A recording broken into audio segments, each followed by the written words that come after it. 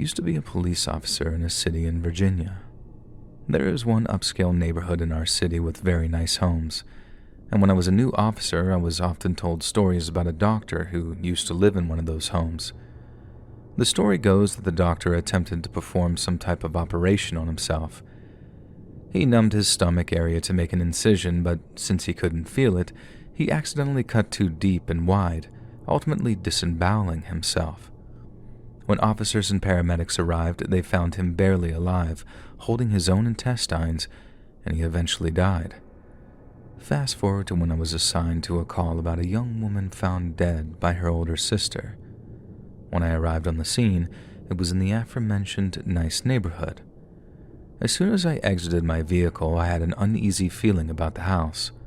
While it looked nice on the outside, there was just a bad energy surrounding it. As I approached the front porch, I noticed countless empty energy drink cans and a Ouija board on the front patio table.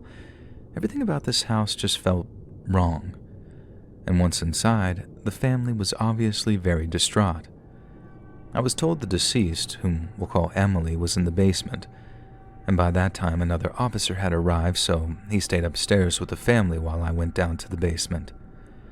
The basement was unfinished and fairly dark, with only 2 pull-string light bulbs, one on each side.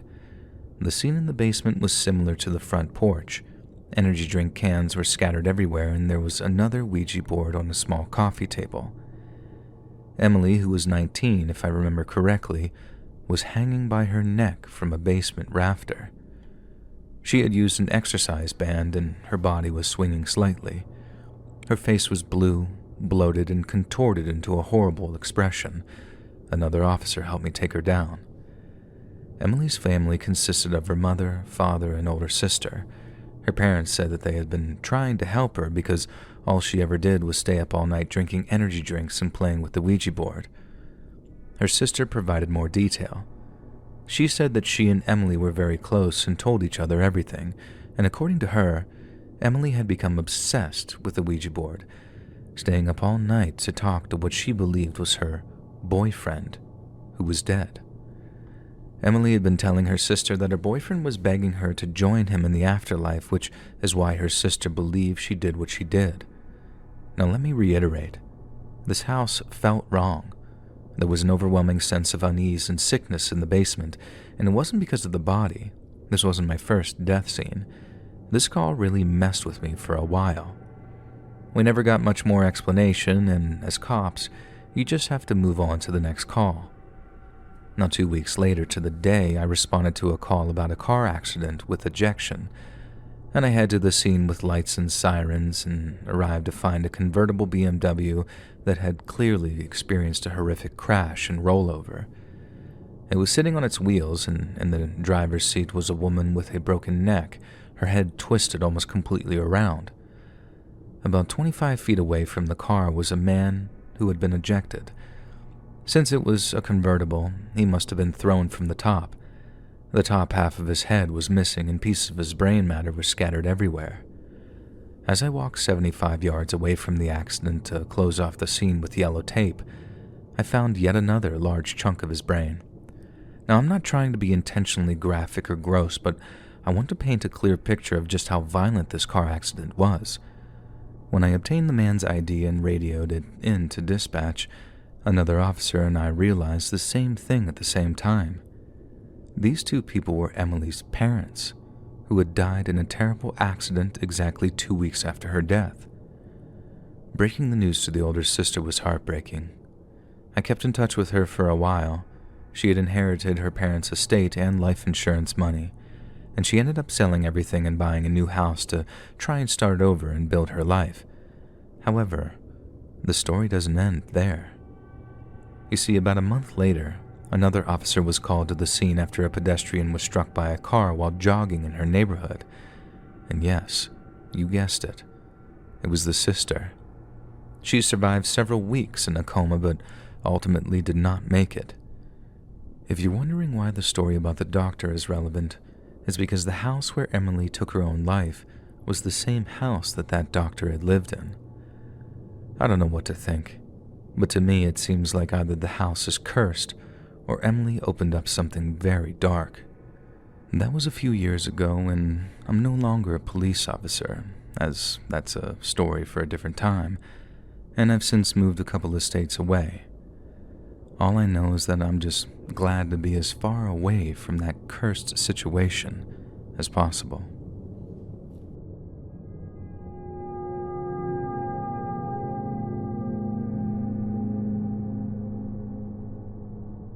When I was 10, my life changed in ways I could never have imagined. My father inherited an old house in remote New South Wales from a distant relative we barely knew.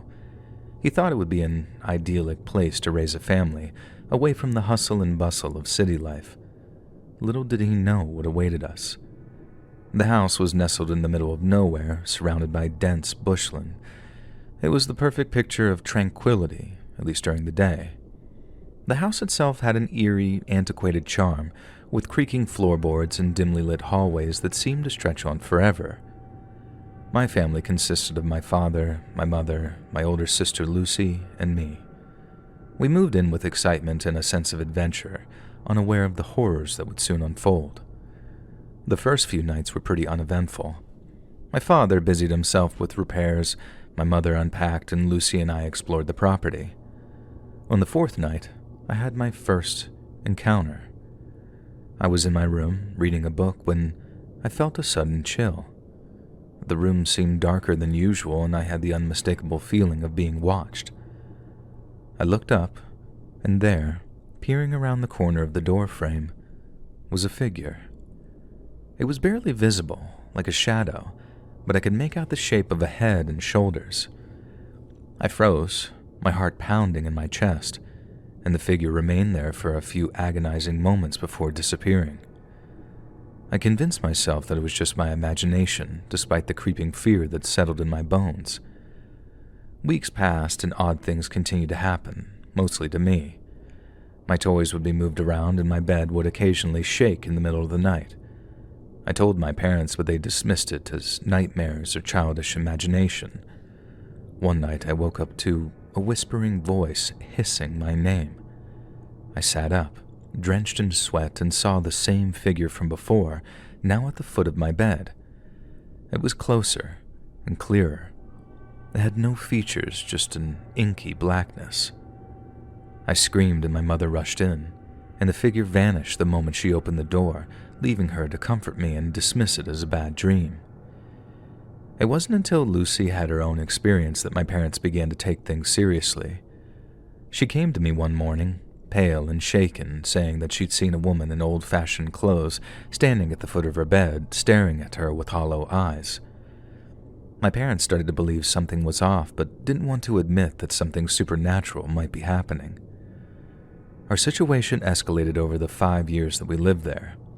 It started out small, lights flickering, strange noises, and cold drafts, but grew increasingly malicious. 2 experiences stand out vividly in my memory from what I recall. The first happened during our 2nd year. My father had gone into town, leaving the rest of us alone, and it was a stormy night and the house seemed alive with almost its own energy. Lucy and I were in the living room trying to watch TV despite the frequent power flickers, and suddenly, the room went ice cold and the TV turned off entirely. In the next moment, the corner of the room darkened and we both saw it. An unmistakable figure peering out from the shadows, its eyes reflecting the dim light. It slowly moved closer and we could make out the shape of its mouth, twisted into a very cruel smile. Lucy grabbed my hand and we bolted upstairs to my parents' room, locking the door behind us. My mother tried to calm us down, but she too felt the coldness and unease that permeated the house. Another terrifying event occurred in our 4th year. My father had become more open to the idea that something was clearly wrong. He brought in a local priest to bless the house after numerous pleas from my mother, and that night, after the blessing, I was in the kitchen getting a drink of water when I felt a presence behind me. I turned and saw the same figure that had haunted me for years, now clearer than ever. It was a man, gaunt and hollow-eyed, with one side of his face hideously scarred. He stood at the entrance of the kitchen, blocking my exit, and I was paralyzed with fear. He began to move towards me, slowly, deliberately, and every step he took seemed to drain the warmth from the room. I fell to the floor, unable to move, only managing to scream when he was inches away. My father burst in, and the figure vanished, leaving the air thick with dread. The priest's blessing had stirred whatever malevolence resided there. In our final year, things became unbearable. The entire family started hearing voices, footsteps, and seeing the figure, now bolder and more frequent in its appearances. It seemed to thrive on our fear, growing stronger and more aggressive. Doors would slam, objects would fly across the room, and we all felt watched all the time, and we decided enough was enough. One evening, as we packed our things to leave, the activity reached a fever pitch. The house shook, the temperature dropped to freezing, and all of us saw shadows darting around.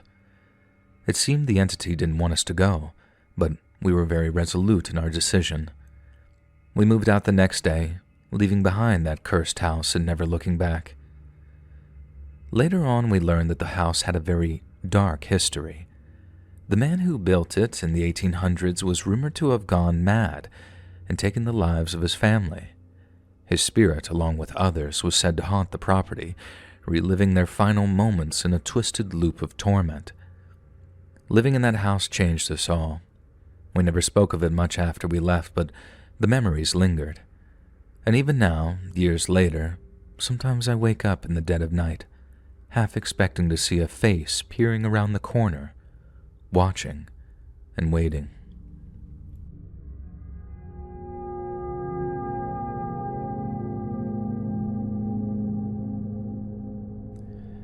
In October 2017, I lost my husband while I was 7 weeks pregnant. And the day he died, I left for work in a hurry.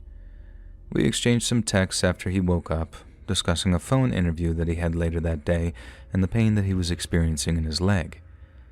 We had a quick phone call a couple of hours later where he mentioned that he was running to the pharmacy for pain meds. About an hour after that, I tried calling him several times to make sure that he got home safely, but there was no answer, which was very unlike him. I kept calling him for hours until, finally, a woman answered his phone, and she told me that she was with the sheriff's department and asked me to come home. At the time, I worked in a prison, and fearing that he might have gotten into some sort of trouble, I left my post, got to my car, and sped through the 30-minute drive back to town. As I turned into our parking garage, I saw a large white van that read, "Coroner." When I approached our home, I was greeted by the same woman who had spoken to me on the phone, blocking my view into the house. She informed me that my husband had suffered a heart attack, later confirmed as a pulmonary embolism, which explained the leg pain that he had mentioned earlier that morning. Apparently, my husband made it home, locked the security door, and then collapsed. He screamed for help. Our neighbor and her son had heard him and rushed over, but they couldn't get inside because all the doors and windows were locked. The son later apologized for not breaking a window, saying that in his shock and panic he lost all sense of reason. They spoke to my husband through the door while they called 911, but he stopped responding just moments before help arrived, and he was pronounced dead on arrival. A week or so after his service, his best friend's wife offered me a cleansing and a card reading by her mother. And although I was skeptical, I was desperate for any kind of communication with him or closure. And during the reading, she mentioned many interesting things, but what stood out the most was that my husband was in a stage after death where the soul relives its entire life, similar to when people say that their life flashes before their eyes. She explained that this is a place every soul visits after death, as a way to reflect on the life they lived. She also said his death was so sudden that he hadn't yet realized that he had died, and that I would need to help him cross over. She felt strongly that I was the one who could help him and instructed me to light white candles and place a jar of water to guide him to peace. Now, a few months later, I moved into my parents' house. One day, while lying on the couch, I suddenly felt a heavy sensation, almost as if I had been administered anesthesia. It felt like sleep paralysis. When I could finally open my eyes, I was still on the couch in my parents' living room, but my husband was sitting on a chair right in front of me, as clear and as real as he had been before he died. Before I could even speak, he started talking. He told me that he was nervous about his upcoming phone interview, the one that he had the day he passed. He said he was excited and hopeful about getting the job and asked for help preparing. I looked at him with tears in my eyes, feeling the weight of what I had to say. I told him, "Baby, I'm so sorry. Do you remember the pain in your leg? You had blood clots. One of them made its way to your heart. You aren't going to make it to the interview, baby. You died." I'll never forget the look on his face. First confusion, then the slow realization of what I had just told him. I apologized again, told him I loved him and begged him to respond, but he just sat there with that strange expression. And suddenly, I woke up. The chair from my parents' kitchen table was now sitting directly in front of me, empty. I never dreamed of him again after that, and I pray it's because I gave him the closure that he needed to cross over. We now have a 5-year-old son who often dreams very specific dreams about his father. He talks about things that he couldn't possibly know unless it came directly from him. Losing my husband was my first real experience with death, but it brought me peace to have my own confirmation that there is something more after this life.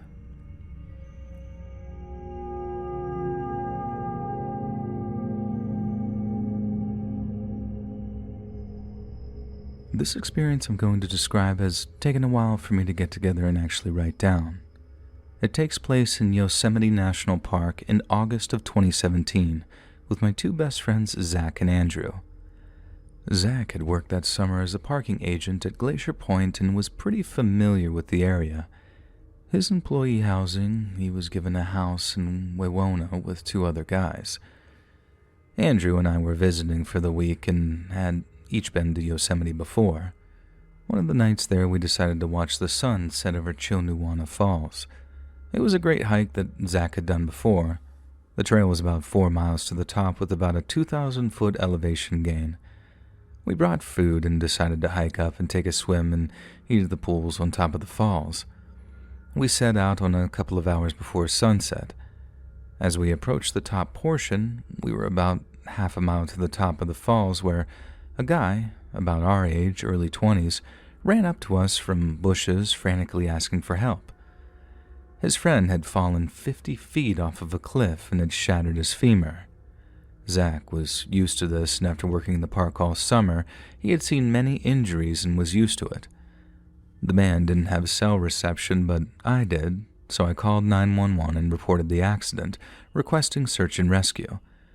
After a few minutes, we decided that we wanted to continue the hike after search and rescue assured us that they would be there soon with a helicopter.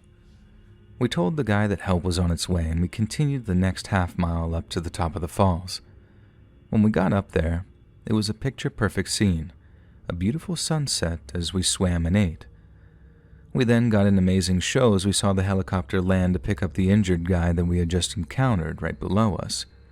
I'm a private pilot and Air Force aviator, so I loved every second of watching the helicopter land on the mountainside. After the sunset, we began the hike down and passed the spot with the injured guy, and search and rescue was taking care of him. We had a brief encounter with them. They thanked us for calling it in, and it was now dark out and we continued the hike down. There wasn't much moonlight and it was pretty dark, so we used our phones as flashlights to see the trail. And this is where the story gets interesting. The top of the hike was switchbacks with a steep incline on the right and a steep decline on the left with shrubs and trees. It was definitely too steep to hike down, hence the switchbacks. And about 1 mile into the hike, Zach was in front with a light and I was second, also shining my light, and Andrew was in the back. Zach was shining his light ahead and saw something sticking out from behind a tree that was about 15 feet ahead, just off to the right of the path, and instinctively shine his light on it. That's when whatever it was revealed itself from behind the tree and ran across the path, down to the left and down the steep grade. It ran on 2 feet, and resembled some sort of humanoid figure.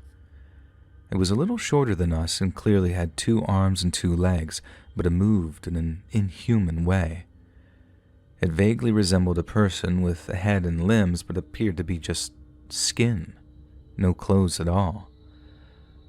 All 3 of us saw it and we froze in our tracks. We continued shining the light where it had run, down the left side of the mountain, but we didn't see anything after it disappeared. We were absolutely terrified, none of us really knowing what to say because we had no idea what we had just witnessed. The worst part was that we still had another 3-mile hike ahead of us, plus another 1.5 miles from the trailhead to Zach's house, all while knowing that this creature could be stalking us close by. Luckily, we made it to his house, terrified and exhausted, but unharmed. Whatever it was must have been just as scared of us as we were of it. My question is, has anyone else had a similar experience in that area? I've done some research and my best guess would be a skinwalker, but it didn't try to lure us into the forest with it. We had another strange experience a couple of years later in Tioga Pass, right outside the Tioga gate of the park.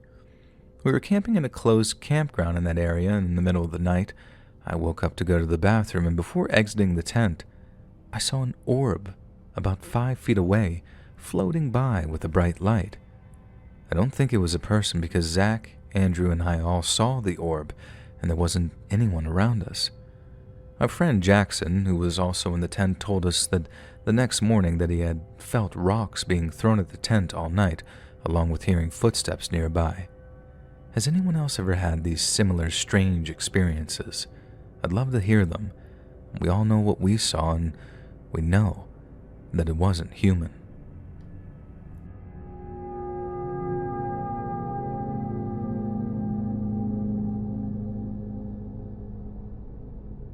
I was confined to a hospital in Manila for severe pneumonia back in 2021 during the pandemic lockdown when masks were mandatory. I was about to be assigned a room when I saw a toddler in a red polka dot dress galloping around the emergency room and then leaving through the glass entrance. She wasn't wearing a mask, so I asked security if children were allowed, and the guard replied in Filipino, "No children allowed." And I was confused. Wasn't he seeing this rowdy kid? After I was confined to the 5th floor, I fell asleep and had a really weird dream. I went down and saw the young girl outside the emergency room, only this time she was weeping in anger and holding a hammer. And when she looked up, she screamed, "Pa, why did you leave me?" Afraid of being hit with the hammer, I ran up the dim stairwell back to the 5th floor. All I remember was that I was slowly losing my breath, and when I looked back, I saw her chasing after me, only now she was floating up the staircase. It felt like I ascended over 20 floors because the chase seemed never-ending. The stairwell echoed with a pleading voice screaming, "Pa!" By the time I reached my bed, I was physically out of breath, and that's when I woke up with dangerously low oxygen levels, gasping for air, already surrounded by 2 attending nurses. I was intubated for a few days after that.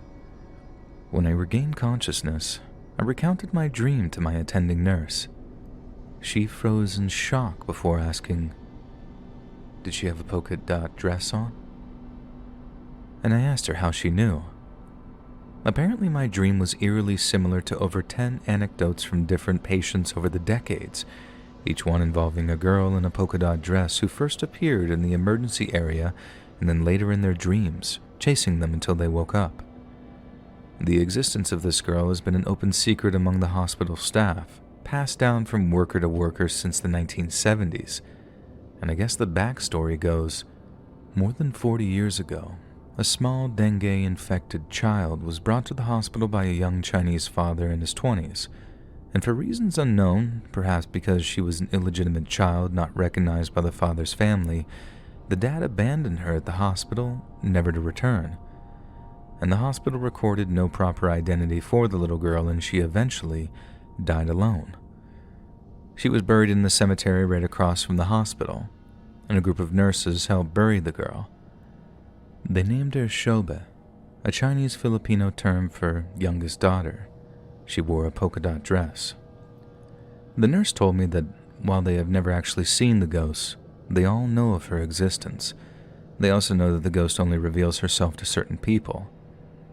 Strangely, all the patients who reported seeing her shared similar physical attributes: East Asian looking, i.e. Chinese, in their 20s, of average build, around 5'8", and on the brink of death. Perhaps patients who resembled her father. Did I remind her of him? I've come to believe the ghost of this girl is still searching for her father. I won't deny it. It felt like I was running from death itself, but in hindsight, I wonder if the girl simply wanted a father. Maybe she wanted to bring one with her to the afterlife. By some miracle, I survived the whole ordeal, and I returned to that hospital last year for a routine checkup, but I never saw that girl again. Call it a blessing or a curse, but for what it's worth, that dream woke me up to a second chance at life. And I hope you find peace wherever you are, little girl.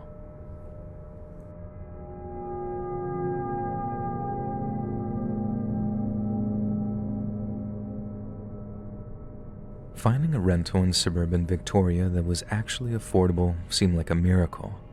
My two housemates and I, all in our early 20s and juggling part-time jobs with university, couldn't believe our luck when we found a charming house at the end of a quiet cul-de-sac.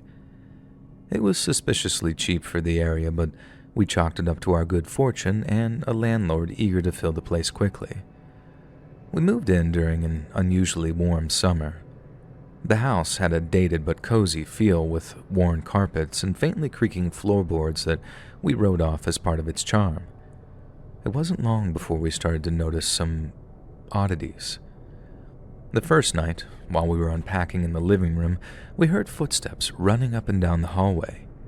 We dismissed it as the house settling, maybe some old pipes, but the footsteps continued every night, always around the same time, 2 a.m. My room was at the end of the hallway, so I was often the last to hear the footsteps before they faded away. One night, I decided to stay up and see if I could catch whatever or whoever was causing the noise. I sat in the living room, lights off, with only the glow from my laptop for company. And right on cue, the footsteps started. Light, rapid steps, unmistakably human, yet not matching anyone's presence. As they approached the living room, I felt a chill run down my spine. The air grew cold, and the footsteps stopped just short of the doorway where I was sitting. I looked up, but there was nothing there. Just darkness and the overwhelming feeling of being watched. Now, we laughed it off the next day, but a sense of unease definitely lingered. And then came the touches. It started with Claire, one of my housemates. She'd been studying at the kitchen table and would suddenly feel a light brush against her shoulder, like someone lightly running their fingers over her to get her attention. She'd whip around, expecting to see one of us, but the room would be empty.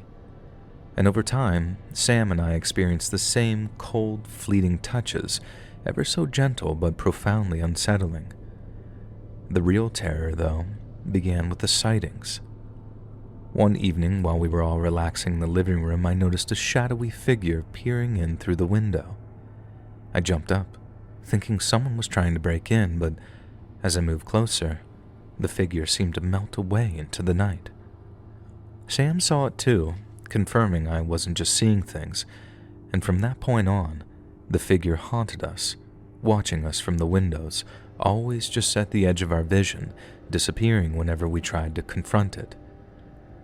The worst night of our lives in that house started just like any other. We had gathered in the kitchen for a late dinner. Plates and cutlery clattered as we joked about the house being haunted, nervously laughing off our fear. It was around midnight when things started to take a turn. As we sat eating, the temperature in the room plummeted. Our breath became visible, hanging in the air like smoke. The kitchen light flickered, casting erratic shadows all around us. And then, without warning, the cupboard doors flew open and plates began to hurl themselves off the shelves. We stared in shock as they shattered against the walls and floors, and amid the chaos, a high-pitched, blood-curdling shriek filled the air, echoing throughout the house. It wasn't just a noise. It was a tormenting sound, like something from the depths of a nightmare. We bolted from the kitchen, only to find the hallway blocked by that same shadowy figure. It loomed larger than ever, a dark mass with indistinct features but a very real presence, and the air felt thick, almost tangible, with hatred and malice radiating from it like a feeling. We hesitated for what felt like an eternity, then bolted for the back door, leaving behind everything but our need to escape. We never spent another night in that house. We called the landlord the next morning demanding an immediate termination of our lease, and surprisingly, or perhaps not, they didn't argue with us. We managed to find temporary accommodation with friends and eventually secured a new place far away from that cul-de-sac and any lingering spirits. Only later did we find out that that house had a very dark history to it. Previous tenants had left suddenly, some claiming that the place was haunted, others describing experiences similar to ours. It wasn't something the landlord ever mentioned, and perhaps it wasn't something they believed or even wanted to believe. But living there changed us. We grew quieter, more introspective, and I find myself glancing over my shoulder a lot more, half expecting to see a shadow peering back at me even in the safety of my new home. Some nights, especially when it's quiet and the house is settling, I swear I can still hear those footsteps.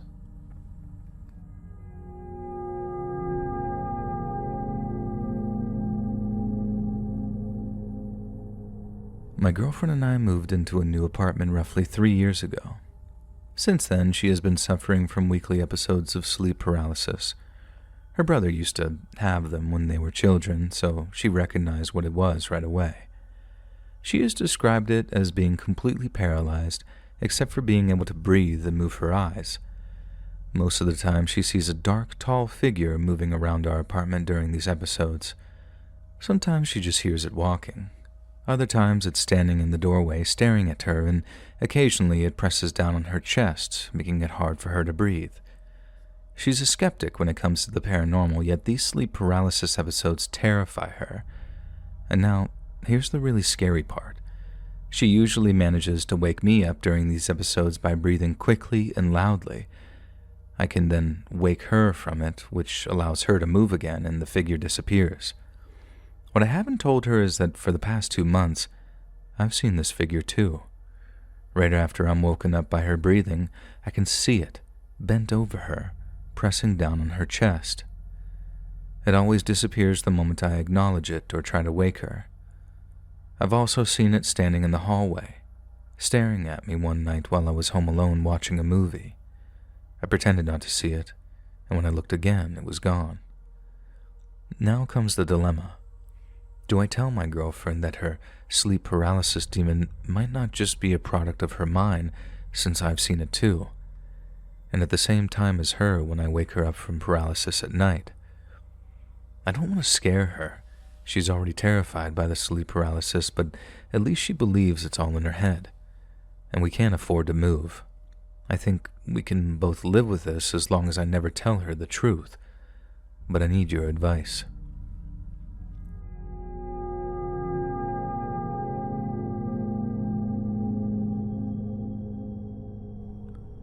I was at a family friend's wedding today, which took place in the middle of a forest.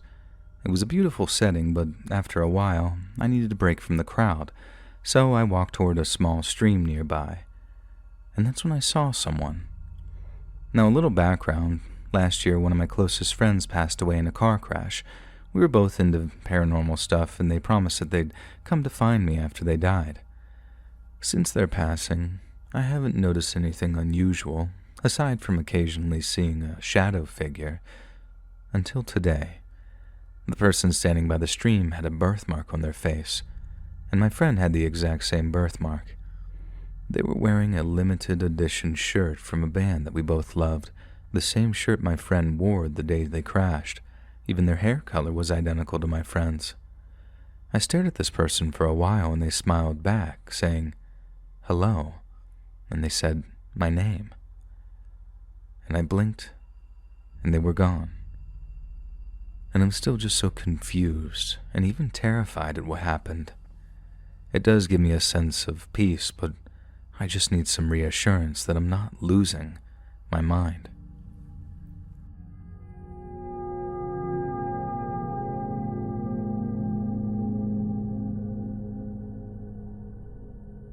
A few years ago, my mother passed away after a long battle with cancer. In her final weeks, she was bedridden at home and at one point on some heavy pain medication. The whole family took turns helping and spending time with her, and what she told us towards the end gave us all a shock. She kept reacting as though something had scared her, and she would jump and say, "Oh God," or she'd swear as if something startled her. At first, she didn't say anything, but then, after a week or two, she blurted out something one day that gave us all the creeps. "I wish he'd stop scaring me. Tell him to go away." She was irritated by something, or more precisely, someone. Confused, we asked what the problem was, and she told us. Apparently, during her final weeks, she kept seeing her deceased partner walking around the house. He'd walk down the hallway, past her bedroom door, or sometimes sit in her room. And every time it happened, it would make her jump with fright, as she obviously wasn't expecting to see him there. She seemed more annoyed than scared, and she saw him several times a day just going about his business as if he had never left. Usually her reaction was, "Oh, for God's sake, go away." Not because she didn't want to see him, but because he kept startling her. And our first thought was that it was related to the pain medication that she was on, but the nurse assured us that it wouldn't cause hallucinations or visions. I know it scared the life out of us, and she entered a hospice a few weeks later and the vision stopped. Weird, right? We still don't talk about it. That's just how unsettled we all really were.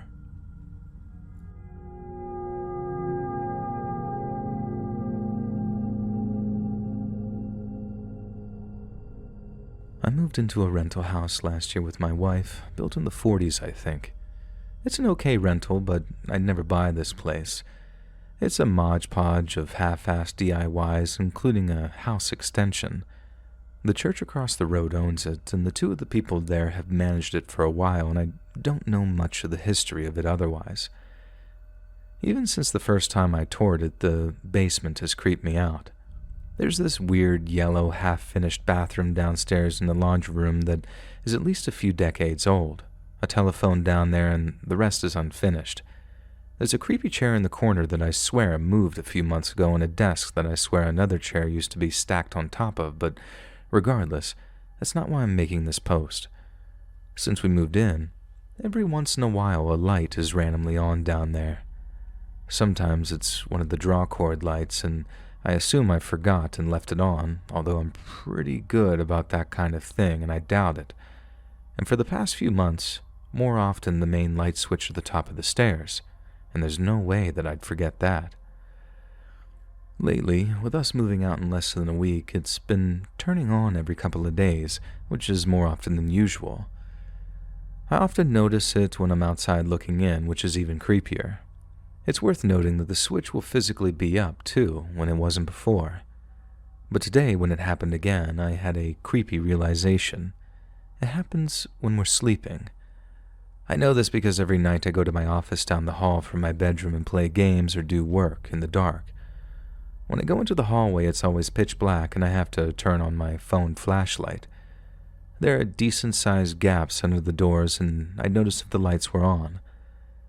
The night before yesterday, I caught it again, so yesterday when we did the laundry, I made a mental note that I turned it off in the late afternoon, so it turned on after I went to bed, but before we went down there again. I also just generally get a bad vibe when I'm down there and when the door is open. A few weeks ago, I left the door open a little because my cat wandered down there while I did laundry, and I was waiting for him to come up. And I swear when I was in my office, I heard the door moving back and forth slightly and creaking, which it normally doesn't do. Nothing else weird has happened in the house on that living floor, but it generally can be very creepy. The hallway where the door to the basement is, in general, is the absolute creepiest spot. But I really want to know, what are your thoughts?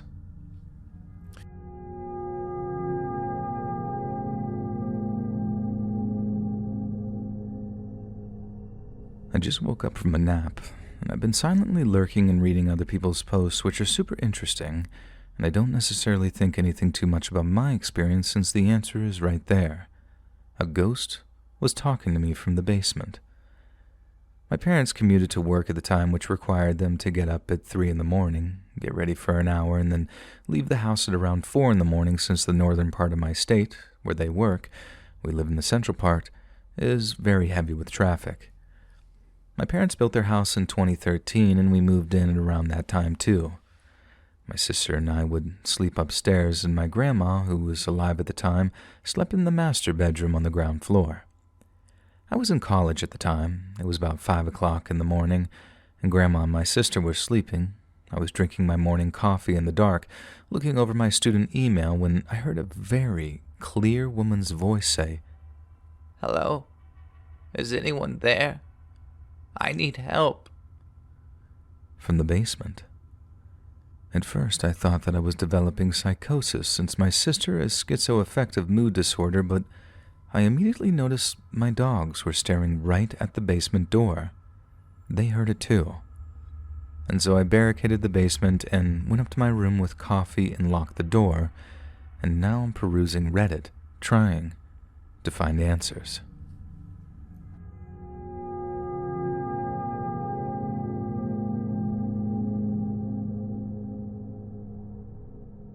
For some context, this was at the first house that I lived in, and I was around 4 or 5. Keep in mind I have a pretty overactive imagination as a kid, but this encounter felt so real and unlike anything I've experienced before. I woke up in the middle of the night in my mother's room. I forgot why I was in my mom's room, but I remember that she was sleeping and her room was lighted enough that I was able to look around the room. But when I looked towards her bedroom door, I saw 2 white figures, seemingly playing. They appeared to be young, as they seemed smaller than, say, my father, and seemed around a little older than people my age I knew. They also weren't transparent.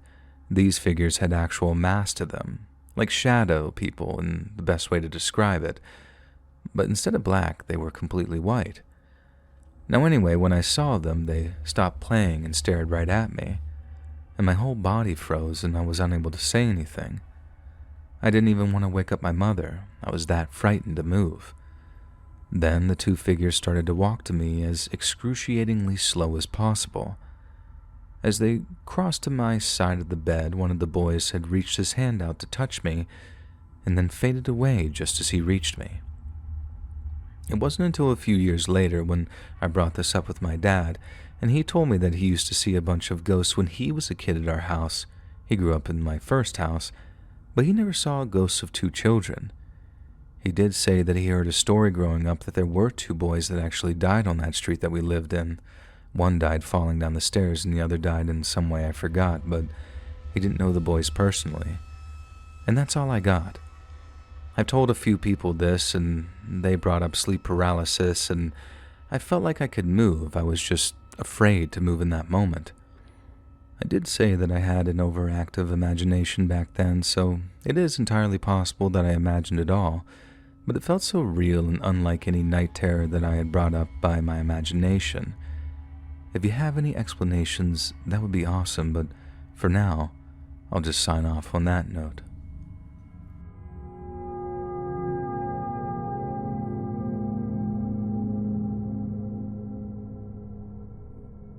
Let's get one thing straight. I've hiked the Blue Mountains before, but nothing, I mean nothing, could have prepared me for what I experienced during what was supposed to be a routine trek through its canyons. It began as a clear morning, the kind Aussies brag about. The eucalypt haze that gives the Blue Mountains their name wrapped around the cliffs in a dreamy shroud. I set off from Katoomba, pumped for a day of solitude and the haunting beauty of the Groves Valley. Honestly, I should have turned back when I first felt that tingle in my neck, the one you get when you think someone's watching you. Being the dauntless bloke that I pretend to be, I chalked it up to the chill of the mountain air. Bad call. I missed the trail marker, my mind set on the shifting shadows between the gum trees, and that's when I got lost. The paths here wind around and double back like a snake. I've trekked them plenty, but today they had teeth, and they bit me hard. Hours passed, and I realized that I was properly stuffed. Night fell like a curtain, fast and unforgiving, and I've never known dark like that, not the city kind. This was a velvety, pressing darkness that oozed into your bones and stayed there. My phone's flashlight cut through it like a weak whisper against a thunderstorm. Every tree looked like a gnarled hand, and every bush rustle felt like a warning. And here's the goosebump bit. I wasn't alone. Not once did I see it clearly, but by the twitch of twilight, there was something behind me, a presence that hummed with malice. You know those stories of Aussie spirits, the ones old-timers talk about in hushed tones by the fire? I'd laugh them off, but out there, laughter was about as useful as an ashtray on a motorbike. It felt like a hunt, and I was the quarry, stumbling over roots, and my breath a ragged prayer. My phone beeped a low battery warning. Seriously? Now? I pushed through the bush, gripping the phone like a talisman, but even tech's cold comfort was slipping away. The hours to dawn stretched eternal, and my world shrunk to the feeble circle of my dying light. When the brush gave way to an open dirt road, it felt like a mirage. I was giddy with relief, like this was some twisted outback Wizard of Oz junk. There wasn't a yellow brick road, but I'd have kissed that dirt if I hadn't been so parched. I followed it, boots crunching, every echo a question. When the ranger station silhouetted against the night, I could have wept. The ranger, a bloke named Darrow, had the look of a man who'd seen it all and then some. He listened to my tale with a grave nod and gave me a lift back to my ute, throwing glances to the rear view like he expected my ghostly mate to be thumbing a ride. "Don't hike alone," he said, his voice almost lost in the engine's growl, "especially not when the mountain's restless." I haven't been back since. People say it was all in my head, dehydration, panic, the bush playing tricks, and maybe they're right. But sometimes when the city's asleep and my flat's quiet, I swear I hear that whisper of a presence, feel that shiver down my spine. Sydney's got enough to explore without looking for trouble, and if you ever find yourself up in the Blue Mountains, stick to the beaten path, and for the love of all that's holy, respect the signs, both the ones in the ground and the ones in your gut, and bring a bloody flashlight.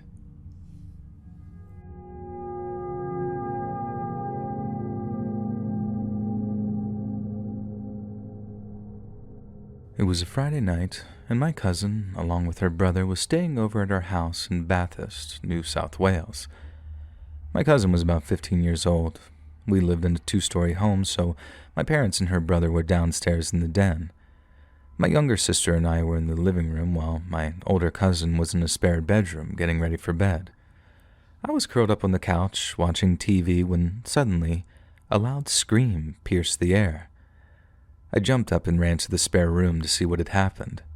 My cousin was sitting upright, her face pale. She told me the bed had been shaking, and thinking she was joking, I told her to stop messing around and went back to the couch. 15 minutes later, another scream rang out, even louder than before, and I rushed back to the spare room, yelling, "What's wrong now?" And with wide eyes, she said the bed was shaking. Just as I was about to walk away, the bed started moving wildly in front of us. It shook back and forth as if someone or something was gripping it. My cousin burst into tears and jumped off the bed, and the shaking stopped instantly. I checked under the bed, convinced her brother was pranking us, but it was empty. Was it a poltergeist? And to this day I don't know if we imagined it or if it was something real. Neither my cousin nor I have talked about it since. A week later, another strange thing happened. It was a quiet Wednesday evening, and I was alone in the house reading a book. My family had gone out for dinner, and I wanted some peace and quiet. I was deeply engrossed in a suspenseful chapter when I heard faint whispers coming from the hallway. I thought that it was just the house settling or the wind outside, but the whispers grew louder and seemed to move closer. My heart pounded as I put my book down and listened more carefully. It wasn't my imagination. There were real, murmuring voices in the hallway. Summoning all my courage, I walked toward the sound. The whispers stopped the moment that I stepped into the hallway. The hairs on my neck stood up, and a chill ran through me. Over the next few days, strange things happened more frequently. Lights flickered for no reason, doors creaked open by themselves, and some rooms had inexplicable cold spots. We tried to convince ourselves that it was faulty wiring or drafts, but it happened so often that it became hard to ignore. One night, while brushing my teeth, I saw a shadowy figure in the bathroom mirror behind me. My blood ran cold, and I quickly turned around, but the room was empty. I splashed water on my face, hoping that I was just tired, but the image of that shadow haunted me. These events terrified us. My cousin and I were too frightened to sleep alone, so we started sharing a room, and our nights were filled with uneasy sleep and whispered questions like, "Did you hear that?" during the dark, quiet hours. We didn't tell our parents, afraid that they wouldn't believe us or would think that we were just causing trouble. And one night, the strange activities escalated to a peak. My family and I were in the living room trying to watch a movie, and halfway through, the lights flickered and the room became freezing. We huddled together, our breath visible in the cold air. Suddenly, the TV turned to static and whispers filled the room. The whispers grew louder, almost deafening, and objects began moving by themselves. Books flew off the shelves, picture frames shattered, and an old clock chimed erratically. In a panic, we ran to the den for safety, and that eerie activity followed us as if something unseen wanted us gone. In the chaos, we decided that we couldn't stay any longer, and we packed our things and left the house that night, staying at a friend's place. And leaving was hard, but it was necessary for our peace of mind. Weeks later, when we returned to collect our belongings, the house felt different. The unsettling presence seemed to have vanished, leaving a very eerie silence, and we moved out soon after, leaving behind what had once been our home, but had turned into a place of unexplained terror. And that's our story. We don't really talk about it much, but to this day we have no idea what was really going on, and sometimes I think it's just better to let these things be.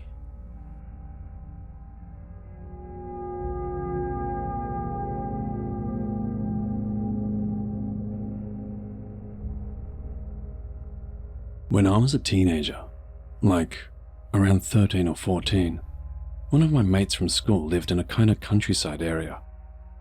It's hard to describe. We lived in the suburbs, but his area was a little further out and less suburban looking at the time. This was 25 years ago. I have no idea what it looks like now, by the way. I went to his place to stay from time to time because there was always adventures to be had around his place. One day, he mentions that there are caves near his house, old mine shafts to be more precise. They were in a kind of national park. I was super interested to go check them out with him, so we planned to go the following weekend. And I'd stay over the night before, and we'd set out early the next morning. The weekend came around and we set out around 8 a.m. We went to the supermarket on the way to stock up on drinks and snacks and made our way to the caves. The national park was huge and beautiful. It was a great morning for a hike too. Not too hot and not too cold, with a nice blue-skied sunny day. We came to our first cave in the first 20 minutes of hiking. We grabbed our torches, or flashlights, and went in. It was only short, ending in a small chamber. At the far end of the chamber was a sturdy, locked cage-type gate. My friend told me that some were locked off due to the very real chance of cave-ins or flooding. Since it wasn't too long and it wasn't too dark, with a small amount of sunlight coming in from the entryway, we took a break and ate some snacks. It was good being out and about. I was never a fan of early mornings, but this was an exception. We resumed our trip after that short break and came across several more similar caves. There were a few longer ones with evidence of people using them for underage drinking, candles and beer cans, coupled with shitty teenage graffiti. But these were an exception and not too bad. For the most part, people seemed to respect the caves to an extent, and cleaned up after themselves. After about an hour and a half, we came across one that was a bit different from the others. It was a longer one, but evidence of people using it for anything was minimal. I was too embarrassed to say so at the time, but I got a really weird feeling when we entered it. It was weird because we had been in so many, and I felt nothing, but this one just made me feel uneasy. I looked at my mate, and he seemed fine, so I didn't say anything, not wanting to appear soft. When we got to the end where the metal gate was, we found that it was unlocked and open. In fact, when we got closer, the wind seemed to blow it open slightly, although I didn't feel any wind. I got a chill up my spine, and the hairs on the back of my neck stood up. It was like it was inviting us in. Without hesitating, my mate was like, "Let's go." And I was a little taken aback. How could he not be picking up on the bad vibes here? But I ended up not saying anything, thinking maybe I was just being paranoid and didn't want him hassling me later about it. I regret this now. So we went in. It was so dark in there. Our flashlights barely lit a couple of meters ahead of us. The tunnel seemed to go on and on. There was zero evidence of anyone having been there recently. "What do you think we'll find?" my friend whispered to me. "Dunno," I managed to mumble out. Unease was really starting to hit me now, to the point that I was beginning to feel nauseous. And then it got worse. I felt wind start to blow around my ankles. At first I paid it no mind, but then I thought, where is this sudden wind coming from? The temperature seemed to get colder at each step too. Then I felt the wind brush past my shoulder and face. My heart was beating so hard that I imagined it was echoing in the tunnel. Then I started hearing whispering all around me. It was faint and hard to work out the words. I stopped dead in my tracks and listened. When I stopped, it too seemed to stop. And then the most bone-chilling sound I'd ever heard could be heard in the distance in front of us. Low at first, but definitely loud in no time. It was the bellowing scream of a man. One at first, but then I could make out multiple voices. I felt hands start to grab at me, and I could take it no more. I took off in a sprint back towards the exit. I could only half see the way because the hand that I was holding my flashlight with was pumping up and down as it does when you sprint. I scraped my arms, legs, and shoulders against the rough rock walls several times, but I didn't care. It felt like I was running endlessly, but eventually I reached the gate, which I collided into. I thought it would be open still, but for some reason, it was shut.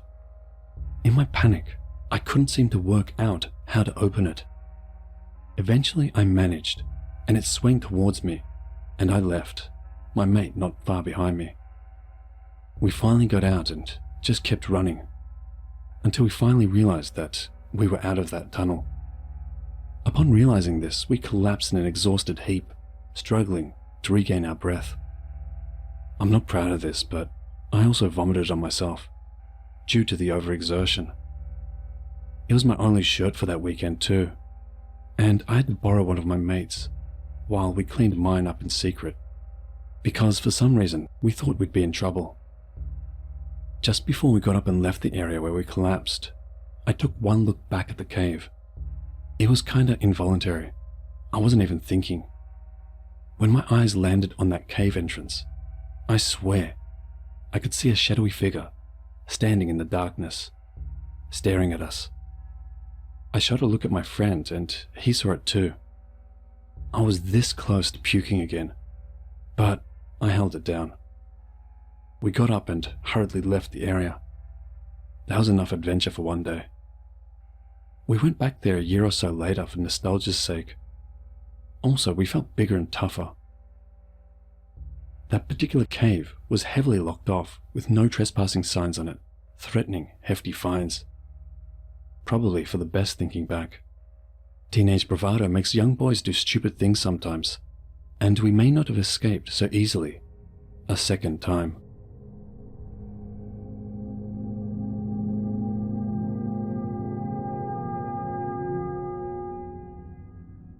This happened about 4 years ago when I was 17, living with my aunt. For some background, my aunt, my friend, and I are all very spiritual and believe in ghosts. So anyway, I can't recall why, but I was grounded. My friend, let's call her C, wanted to come hang out around 6 p.m. She came by, and we practically begged my aunt to let me go to McDonald's with C to get a drink. After a lot of bribing with promises to clean the house, she said yes, but told us to be home in 15 minutes. So C and I hopped in her car and went to McDonald's. But of course, being 17, we took a detour on the way home and stopped in a nature strip, basically a dirt strip with some houses that led out to, well, nature. Anyway, we pulled up, opened our car doors, and turned the car off to chill and just talk. We started saying how we both felt weird, like there was a presence in the car with us, but we kind of brushed it off. At some point, my car door slammed shut, and I mean slammed, not like wind. C laughed and thought it was me until she looked at me, and I was still facing her with a shocked look on my face. C immediately freaked out, slammed her door shut, turned the car on, and booked it out of there. While we were driving out, I said that it still felt like something was with us in the car. Immediately as I said that, I screamed and said I felt a cold hand on my thigh.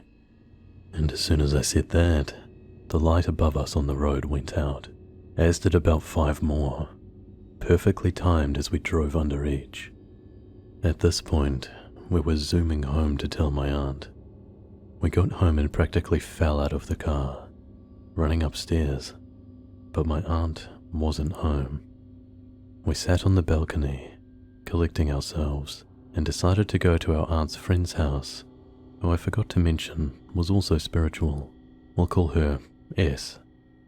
We got back in the car, and immediately we could feel that we weren't alone again, but we decided to continue to S's house. We arrived, and I knocked on S's door, and she immediately said, "What's wrong? You look like you've seen a ghost." I awkwardly laughed and said, "Something like that," and asked if she had seen my aunt. She told me that she had gone home, so I sighed, thanked her, and got back in the car. C and I looked at each other and simultaneously said, "It feels like it's gone." We finally calmed down and headed back to my aunt's. She basically laughed at us and told us not to be so scared because they feed off of fear. She saged us, and we went on with our night. Fast forward to the next morning. I overheard my aunt on the phone with S, and S said, "I think there's something in my house." So I'm sorry, S. I may have dropped it off.